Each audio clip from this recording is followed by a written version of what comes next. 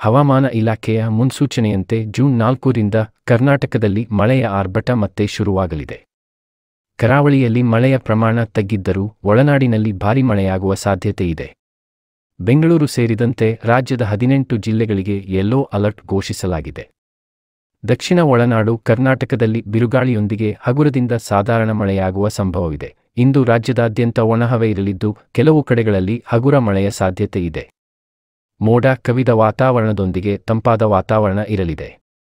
ಆದರೆ ಬುಧವಾರದಿಂದ 18 ಜಿಲ್ಲೆಗಳಲ್ಲಿ ಭಾರೀ ಮಳೆಯ ಮುನ್ಸೂಚನೆ ಇದ್ದು ಯೆಲ್ಲೋ ಅಲರ್ಟ್ ಜಾರಿಯಲ್ಲಿದೆ. ಬೆಳಗಾವಿ, ಹಾವೇರಿ, ಧಾರವಾಡ, ರಾಯಚೂರು ಮತ್ತು ಯಾದಗಿರಿ ಜಿಲ್ಲೆಗಳಲ್ಲಿ ಒಂದೆರಡು ಕಡೆಗಳಲ್ಲಿ ಬಿರುಗಾಳಿಯೊಂದಿಗೆ ಹಗುರ ಮಳೆಯೊಂದಿಗೆ ಗುಡುಗು ಸಹಿತ ಮಳೆಯಾಗುವ ಸಾಧ್ಯತೆ ಇದೆ.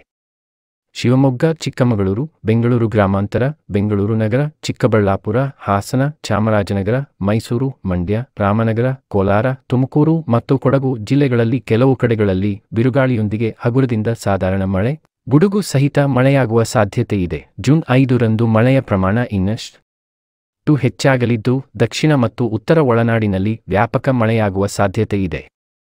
ಕರಾವಳಿಯ 3 ಜಿಲ್ಲೆಗಳನ್ನು ಹೊರತುಪಡಿಸಿ ರಾಜ್ಯದ ಎಲ್ಲ ಕಡೆಗಳಲ್ಲಿ ಮಳೆಯ ಮುನ್ಸೂಚನೆ ಇದೆ.